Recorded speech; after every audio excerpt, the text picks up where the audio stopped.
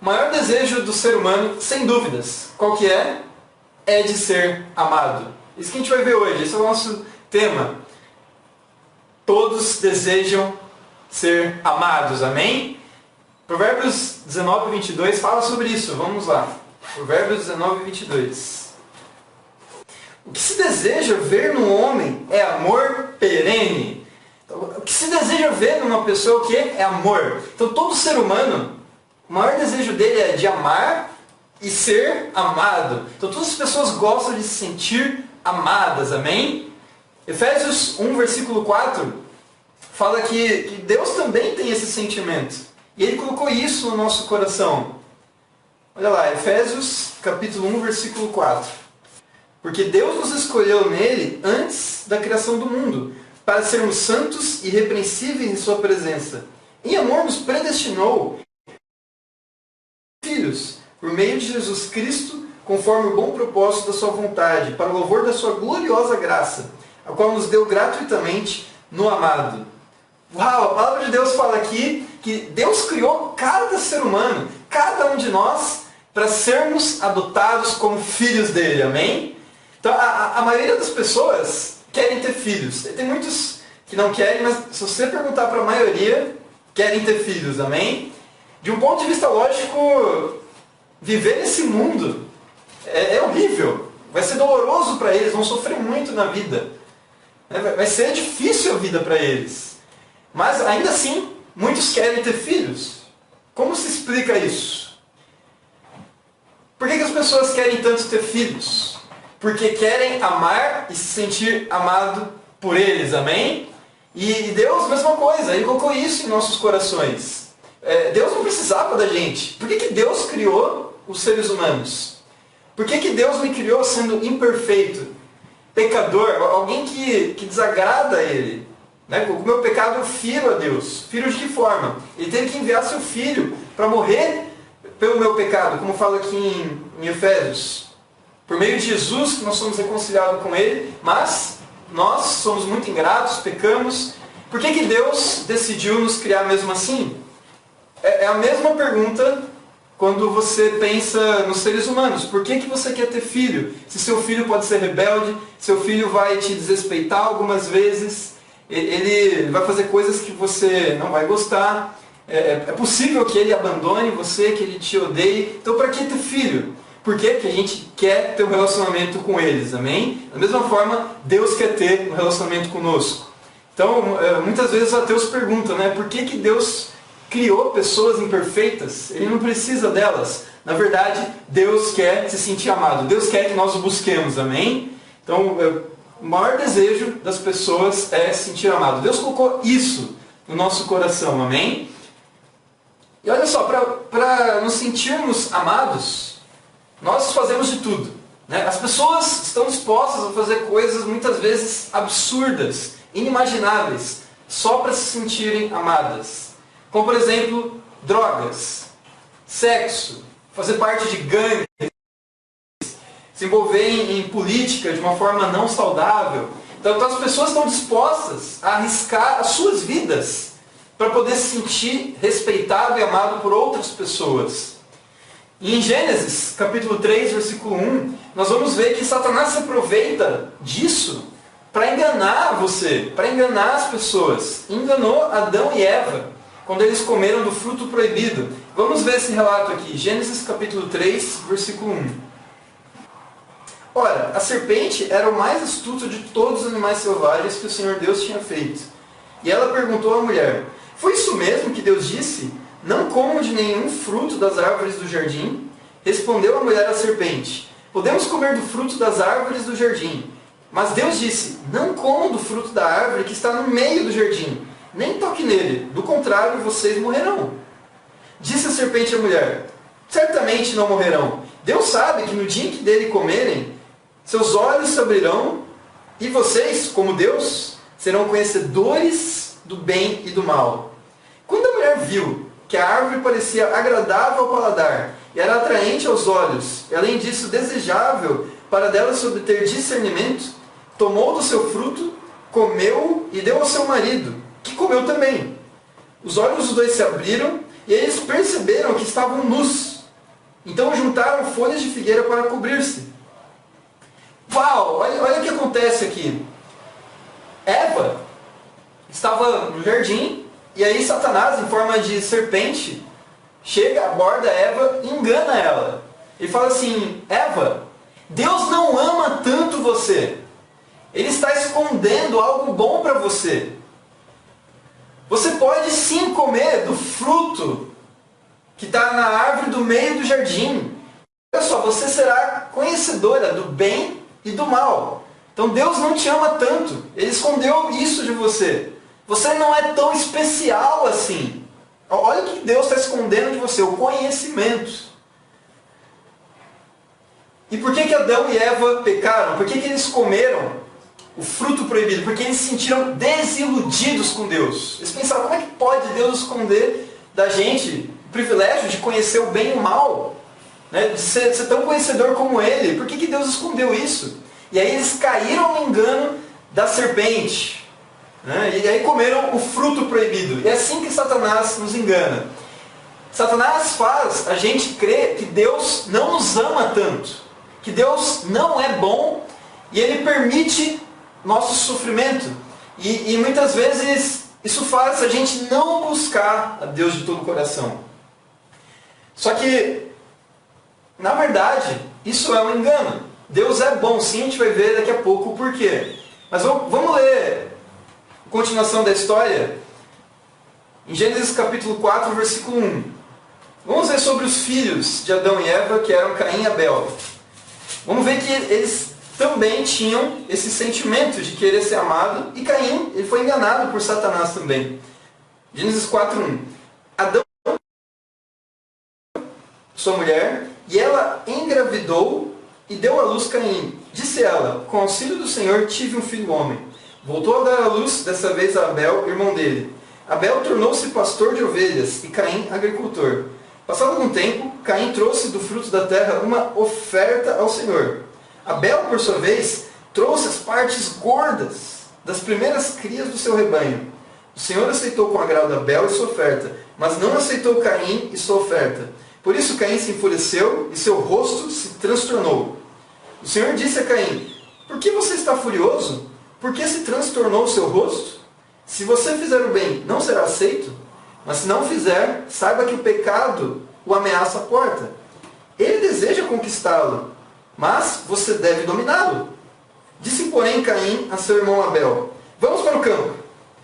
Quando estavam lá, Caim atacou seu irmão Abel e o matou. Então o Senhor perguntou a Caim: onde está seu irmão Abel? Respondeu ele: não sei, sou eu responsável por meu irmão? Disse o Senhor: o que foi que você fez? Escute, da terra o sangue do seu irmão está clamando. Agora, amaldiçoado é você pela terra que abriu a boca para receber da sua mão o sangue do seu irmão. Quando você cultivar a terra, essa não dará mais sua força. Você será um fugitivo errante pelo mundo. Que terrível! A gente vê aqui um assassinato, um pecado muito grave de homicídio. Por que Caim matou seu próprio irmão Abel? Porque ele sentiu ciúmes, porque ele sentiu inveja, ele sentiu que Deus amava mais Abel do que a ele. Caim se sentiu rejeitado. Caim sentiu que Abel era mais especial do que ele. E o que ele fez? Ele acabou cometendo assassinato com seu próprio irmão. E o que a gente aprende aqui? Quando não nos sentimos amados por Deus, muitas vezes estamos dispostos a matar nossos próprios irmãos. Quando sentimos que Deus não nos protege, o que nós fazemos? Pecamos. Caim pecou com homicídio. Nós pecamos das mais diversas formas possíveis. Então a razão pela qual Caim não foi aceito por Deus, na opinião de Caim, foi culpa de Deus. Ele não assumiu a responsabilidade. Mas a culpa foi dele mesmo. Toda a consequência de ele não ser aceito por Deus, a oferta dele ser rejeitada por Deus, foi culpa de Caim, foi o pecado dele. Porque ele não ofertou de todo o coração. Ele deu algum fruto ali do campo, porque ele era agricultor, mas Abel tinha separado as partes mais valiosas, mais gordas da primeira cria do rebanho.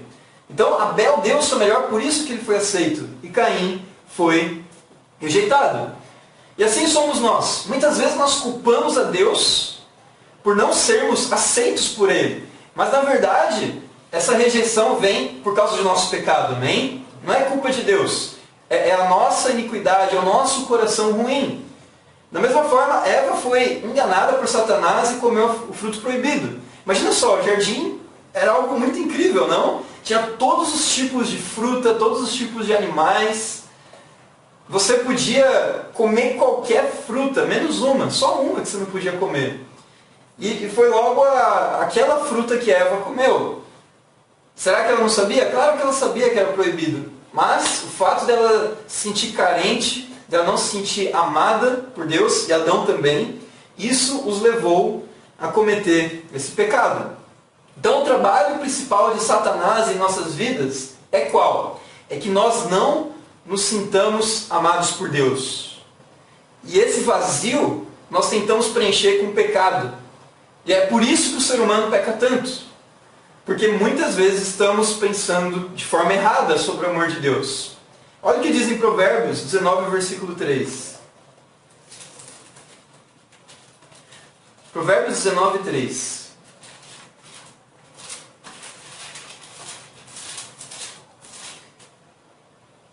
É a insensatez do homem que arruína a sua vida, mas o seu coração se ira contra o Senhor. Aqui fala algo muito importante, que é o nosso pecado que arruína a nossa vida. São as nossas más ações, nossa impureza, nossa mentira, nosso orgulho, nosso egoísmo. São essas coisas que fazem a gente ter castigo, a gente ter sofrimento, dor, luta. A gente sofre consequências do pecado. E muitas vezes, o que nós fazemos? Culpamos a Deus. Você está amargurado com Deus hoje, nessa manhã? Você sente um vazio, uma falta de preenchimento na sua vida? Entenda que isso não é culpa de Deus, isso é o nosso pecado. Mas Deus ama você de verdade, amém? Olha o que diz em Eclesiastes 4, versículo 4.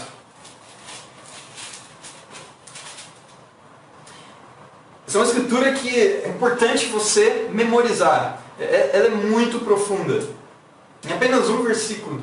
Olha o que diz aqui. Descobri que todo trabalho e toda realização surgem da competição que existe entre as pessoas. Mas isso também é absurdo. É correr atrás do vento. Então, olha só, o que fala aqui é muito incrível, tem muita sabedoria nesse trecho. Aqui fala que tudo que os homens fazem na vida é para se sentir superior aos outros. Então, é tudo por inveja. Tudo que fazemos é por inveja. Vou dar um exemplo que vai ficar muito claro isso. Pensa nos esportes. Qual que é o propósito dos esportes? É ser o melhor. É você dizer que você é melhor do que outra pessoa. É dizer que o seu time é melhor que o time de outra pessoa. Ou na Copa do Mundo, na Olimpíada, que o seu país é melhor do que outro país. Então, nós somos melhores que os outros. Não, as pessoas gastam milhões de dólares, milhões de reais só para ver um jogo, não é assim? E parece que isso aumenta a sua autoestima. Por quê? Porque o sonho do ser humano é se sentir respeitado, se sentir amado, sentir que ele é superior aos outros, que ele é especial. Então, no esporte isso acontece muito. Às vezes, no final de uma Copa do Mundo, quantas pessoas não largam trabalho, deixam para trás muitas coisas, gastam muito dinheiro, vende o carro, vende a casa, só para poder assistir uma final de Copa do Mundo. Ou a final de um campeonato muito importante. Então as pessoas fazem de tudo para poder se sentir amadas, sentir superior uns aos outros, é o que diz aqui. E não só nos esportes, no trabalho é assim também. Existe competitividade. Você quer mostrar mais valor do que o seu colega, do que outras empresas. As pessoas vivem competindo entre si. Isso também no mundo acadêmico. Na faculdade, na escola, você quer tirar a melhor nota para que as pessoas reconheçam você, que elas admirem você, que elas respeitem você. Muitas vezes existe competitividade também no mundo acadêmico. Eu vim da área de física. E na física, a competitividade é por artigo, né? Quem publica mais artigo. Existe muito esse orgulho no mundo acadêmico. Materialismo também, né? Ah, eu tenho o melhor carro. Né? Aí você vai para as ruas, passeia de carro para mostrar para as pessoas que você tem o melhor carro, amém? Que você tem a melhor casa. Então, tudo que acontece na vida é fruto de inveja, é fruto de competitividade. E muitas vezes até na igreja isso pode acontecer. Você ter um sentimento de, eu sou mais espiritual, eu conheço mais as escrituras. Então temos que tomar muito cuidado com isso. Porque esse sentimento de desejar ser amado, ele só é concretizado quando você entende que Deus te ama, amém? Você não precisa fazer pecado, você não precisa pecar para poder conseguir respeito, amor, valorização das pessoas, amém? Então, nós vamos falar hoje sobre 4 enganos de Satanás. Satanás se aproveita desse desejo de querermos nos sentir amados para nos enganar. Então, vamos falar sobre 4 coisas. A primeira área que Satanás nos engana, nosso primeiro ponto, é o orgulho. Então o orgulho ele é um mecanismo de defesa para eu me sentir amado. Então se alguém me fere, se alguém me rebaixa, o meu orgulho se ativa no meu interior e aí eu consigo me proteger dos ataques que tentam me diminuir. E aí eu me sinto mais amado por me mostrar, eu sou bom, eu sou incrível, olhem para mim, né? Olha como eu sou incrível. Gálatas 6, versículo 3.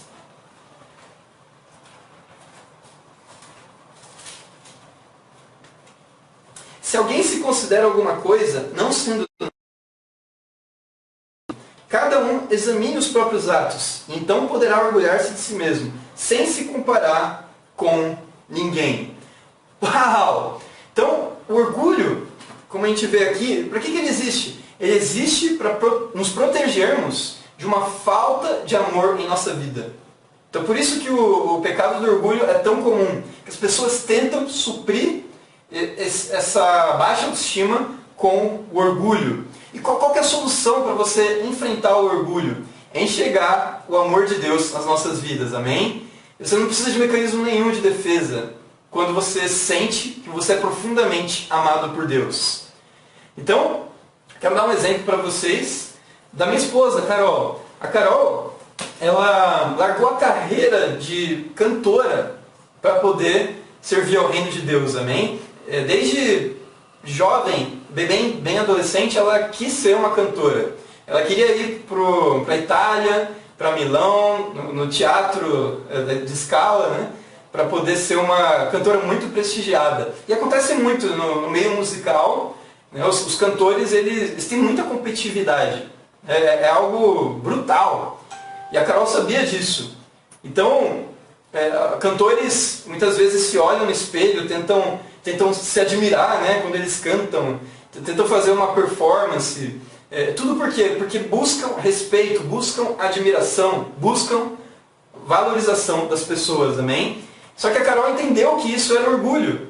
E aí nos estudos bíblicos ela percebeu que ela é muito amada, não necessariamente pelas pessoas, mas por Deus, amém? E isso foi suficiente para ela, a tal ponto que ela decidiu vir para a missão aqui no Rio de Janeiro, amém? Para poder trabalhar integralmente para Deus como missionária. Então ela abriu mão de muita coisa para vir aqui para a missão. Então, para você, eu quero mostrar esse exemplo para te animar. Te animar que a única coisa que basta para você é Deus. Porque nós, como fala aqui na Escritura, nós não somos nada, amém?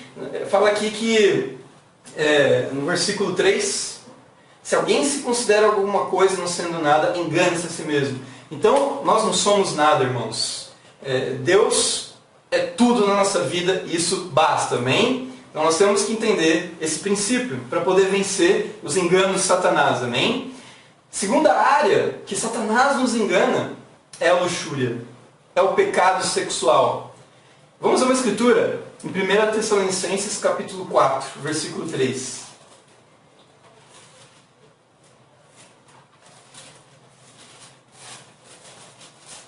1 Tessalonicenses, capítulo 4, versículo 3. A vontade de Deus é que vocês sejam santificados. Abstenham-se da imoralidade sexual. Cada um saiba controlar o seu corpo de maneira santa e honrosa, não dominado pela paixão de desejos desenfreados, como os pagãos que desconhecem a Deus. Neste assunto, ninguém prejudique seu irmão, nem dele se aproveite. O Senhor castigará todas as práticas, como já lhes dissemos e asseguramos. Porque Deus não nos chamou para a impureza, mas para a santidade. Portanto, aquele que rejeita essas coisas não está rejeitando o homem, mas a Deus, que lhes dá o seu Espírito Santo. Então, o segundo ponto de hoje é a luxúria. Então, olha que a Bíblia fala aqui que o pecado sexual é horrível aos olhos de Deus. E no mundo, ninguém é puro. Ninguém é puro sexualmente. Por que ser puro? Biblicamente, por que nós devemos ter uma vida santa e pura?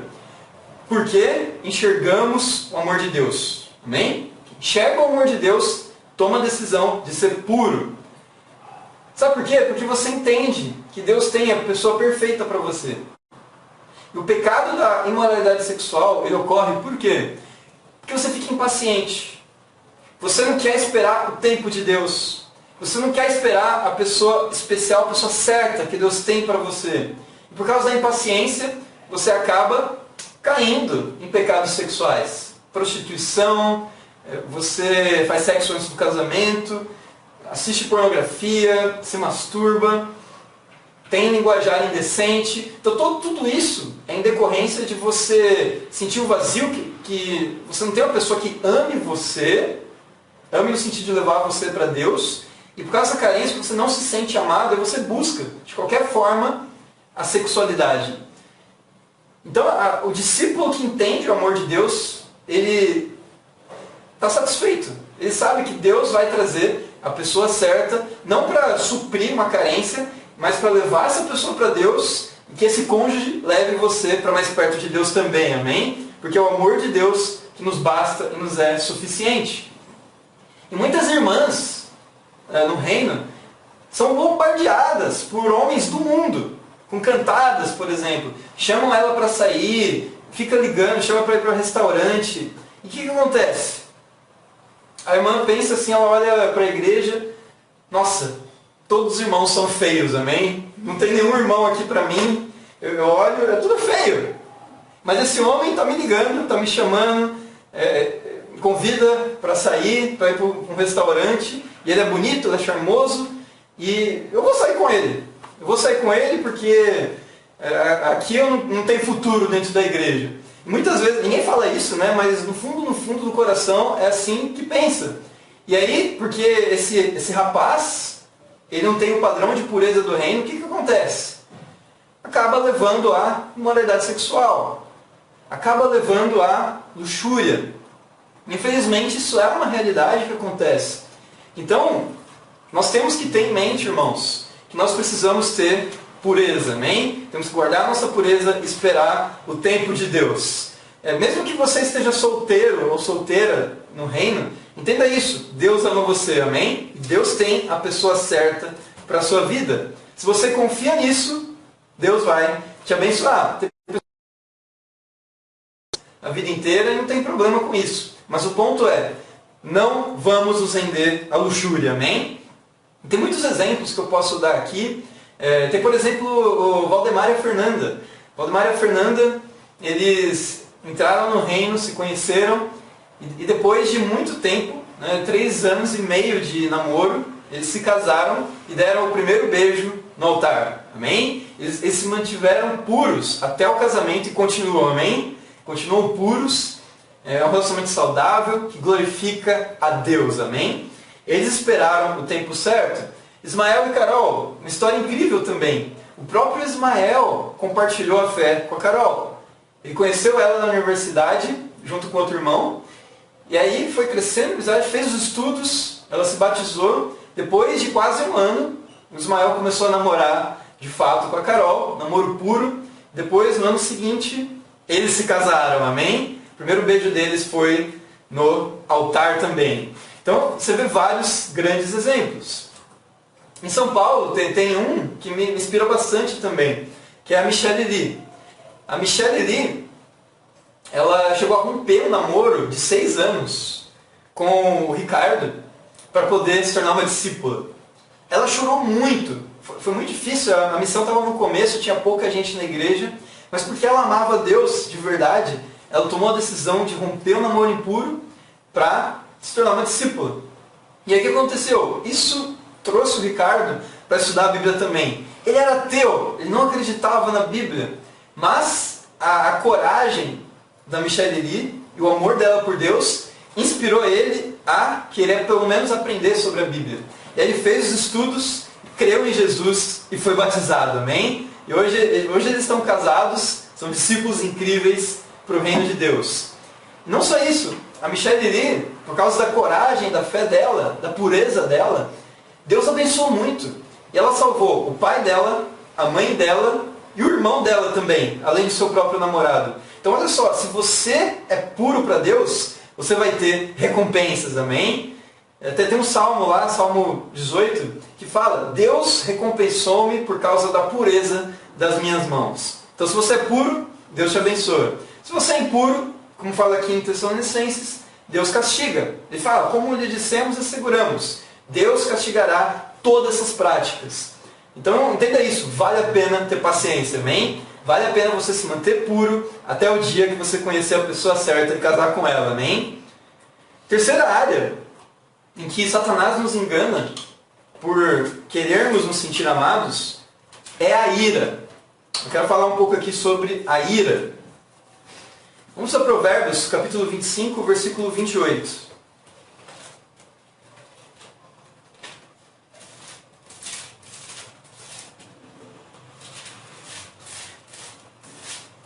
Provérbios 25, versículo 28.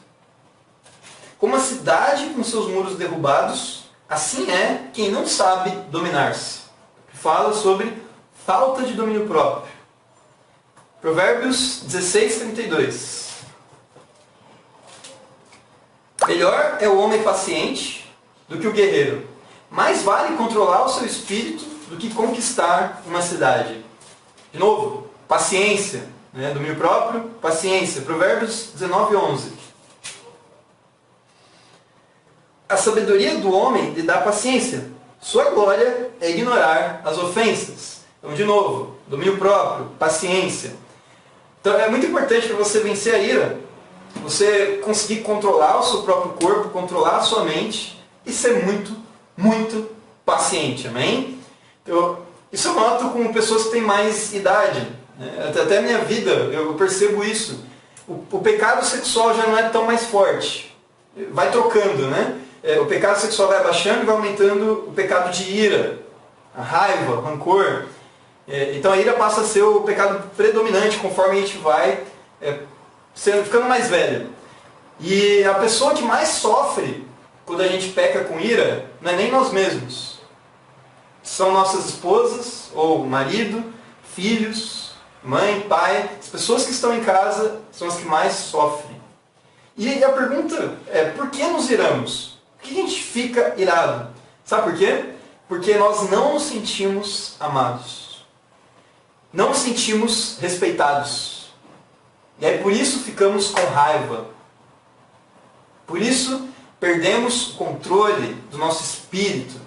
No entanto, se você entende o amor de Deus, você dá uma segunda chance para a pessoa, amém? Você para, respira, você pensa assim: Deus me ama, Deus me perdoou, Jesus morreu por mim na cruz, então quer saber? Eu vou dar uma segunda chance, porque eu recebi uma segunda chance. Então quem sou eu para não perdoar? Não que a pessoa mereça meu perdão, que ninguém merece, mas por Jesus, por Deus, por tudo que Deus fez por mim, pelo amor dele, que é imenso, por isso que eu vou manter o controle. Não vou ficar irado. Muitas vezes você está numa causa justa e você perde a razão só porque você irou. Aconteceu isso com Moisés e Arão, quando eles verteram a água, a pedra em água, lá no Egito, para os israelitas poderem beber a água. Moisés ficou irado e por causa disso, Deus castigou Moisés e Arão e eles perderam a chance de entrar na Terra Prometida. Eles morreram antes avistaram de longe a terra prometida, mas não botaram os pés lá. Quem botou foi Josué e a próxima geração dos israelitas. Então, quando a gente se ira, Deus tira coisas de nós. Deus tirou a chance de Moisés entrar na terra prometida, mas ele foi salvo, amém? A gente sabe disso pelo Novo Testamento. Hebreus 11 fala que Moisés foi salvo. Mas ele perdeu isso. Então, quando você se ira, Deus tira coisas de você para mostrar para você que você deve se arrepender, amém? E o quarto ponto é a amargura, rancor, ódio. Então, muitas vezes, depressão, né? Muitas vezes a ira se manifesta de outras formas. Não por raiva, né, por explodir, mas implodir. Ao invés de você colocar para fora, você internaliza. E aí isso dá depressão, isso dá amargura. Então, a ira tem essas duas, a raiva e a depressão. Dependendo da sua personalidade, você manifesta ora uma, ora outra. Então, o problema da depressão, do rancor, às vezes é até pior do que a raiva. Porque o rancor ele vai acumulando, vai acontecendo coisas e você não externaliza, vai ficando lá dentro, escondido. Você fica ocultando esse sentimento dentro de você, mas ele existe. Até que chega um ponto que explode, e aí é uma catástrofe. É terrível. Então, a chave para vencer a depressão, vencer o rancor, a amargura, a mágoa, é o quê? Entender que Deus te ama, amém? E as coisas ruins que acontecem na nossa vida não nos devem deixar depressivos, mas entender que nós somos responsáveis por isso, não Deus. Nós somos os culpados. É fruto do nosso pecado, e não porque Deus não nos ama. Mesma coisa com Caim. Caim sofreu a consequência, né, da terra não dar mais o fruto, né, para ele. Ele teria que se esforçar muito para conseguir o fruto da terra. Por quê? Porque ele matou seu irmão. Ele não se sentiu amado e pecou. Não foi culpa de Deus. Foi exclusivamente de Caim, amém? Então, quem entende a cruz, irmãos, esse já se sente amado por Deus e não peca. Por quê? Porque a carência é suprida. Suprida pelo Espírito de Deus e a comunhão com Ele, amém? Então, o que a gente precisa entender, de uma vez por todas, é que Deus é bom, amém? Deus é bom em todas as situações. Você precisa ser preenchido pelo amor de Deus. Você se sente feliz e isso é suficiente para você, amém? Seus tempos com Deus, seu relacionamento com Deus, você praticar a palavra de Deus, é isso que mantém você feliz e satisfeito. Olha o que diz em Salmos 118, versículo 1.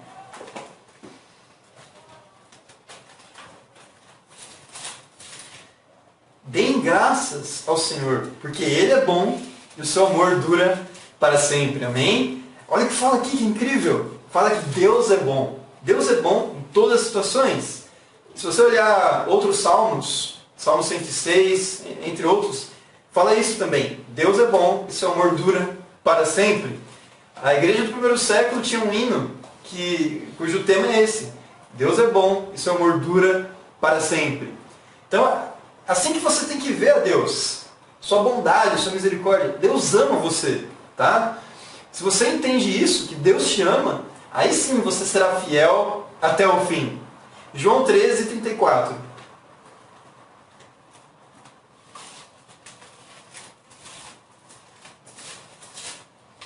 João capítulo 13, versículo 34. Um novo mandamento lhes dou. Amem-se uns aos outros. Como eu os amei, vocês devem amar-se uns aos outros. Com isso, todos saberão que vocês são meus discípulos, se vocês se amarem uns aos outros. Olha o que a Bíblia fala, que precioso. Quando nos amamos dentro da igreja, né, Jesus aqui no contexto, ele está falando como discípulos, com pessoas que foram salvas. Ele fala o seguinte, se vocês se amarem, tiverem comunhão e se entregar um pelo outro, né, ter um amor profundo, uma união grande, o que vai acontecer? O mundo não cristão vai saber que nós somos discípulos, amém? E vão se converter também. Então, quando você demonstra amor pelos discípulos, você está em comunhão profunda, o que acontece? As pessoas vão falar, nossa, eu também quero sentir esse amor. Eu quero fazer parte disso. Eu quero estar unido com pessoas assim. Claro, isso pode levar a um engano também de você querer estar na igreja pelas amizades. É bom ter as amizades? Sem dúvidas. Mas, que cada um precisa entender é que o amor de Deus é suficiente, amém? Então mesmo que pessoas pequem contra nós, ainda assim a cruz de Cristo nunca vai te decepcionar, amém? Nunca vai falhar. Então o amor dentro da igreja é o chamariz para as pessoas conhecerem o reino, estudar a Bíblia e depois se tornarem discípulos. Foi o que aconteceu com o seu Ronaldo e com a Jaciara. Eles viram o amor do reino e se tornaram discípulos. A Evelyn primeiro se batizou, depois a irmã dela, e aí os pais puderam ver como a Evelyn e a Angel são amadas pela igreja. E aí isso levou eles a conhecer os estudos bíblicos, e hoje eles amam a Deus de todo o coração, amém?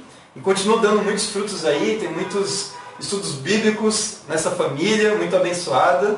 Então, Ronaldo e a Seara, amo vocês, estou muito feliz por vocês estarem no reino. Isso mostra como Deus é bom, amém? Como Deus é misericordioso em salvar uma família inteira, amém? Filipenses capítulo 2, versículo 3 e 4, para terminar.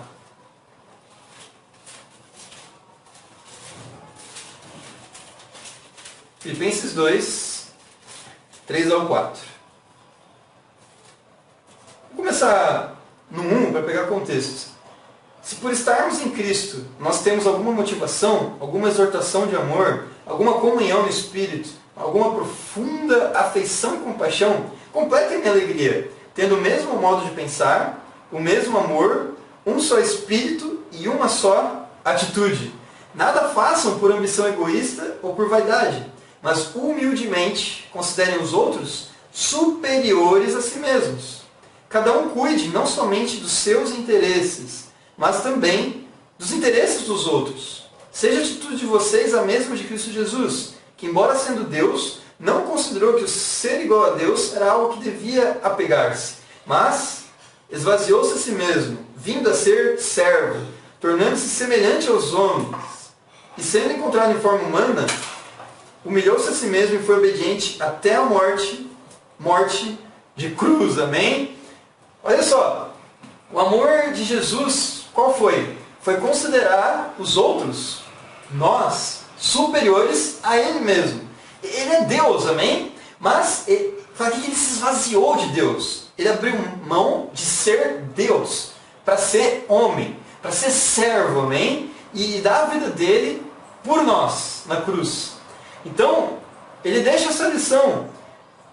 Deus considerou a sua criação melhor do que ele mesmo. É isso que a gente está vendo aqui. E por isso ele morreu na cruz por nós. Então nós temos que considerar os outros irmãos superiores a nós mesmos. Considerar os perdidos superiores a nós mesmos. Cuidar mais do interesse dos outros do que o nosso próprio. Sermos altruístas. Ter a mesma forma de pensar. Estar unidos, amém? E aí, servindo uns aos outros, é assim que nós vamos entender que Deus nos ama. Amém? Se a gente não buscar simplesmente se sentir amado, mas dar esse amor às outras pessoas. Não tentar buscar reputação, respeito, mas ao contrário, considerar os outros mais dignos do que você. Considerar eles superiores a você. Amém? E aí quando você faz isso, o que acontece? Tem muitos batismos. Amém? Na igreja a gente começa a ver muitas pessoas se tornando discípulos. Então, o desafio que eu tenho para você nesta manhã é o seguinte: vamos trazer pessoas para o culto, amém? Vamos trazer pessoas para estudar a Bíblia, fazer os estudos, amar eles, considerar eles superiores a nós mesmos. E assim você vai vencer os enganos de Satanás. Satanás quer que você pense que Deus não te ama. Isso não é verdade. Deus ama muito você e deu seu Filho como prova de que nós somos muito especiais para Ele. Amém? Para Deus seja a glória. Amém.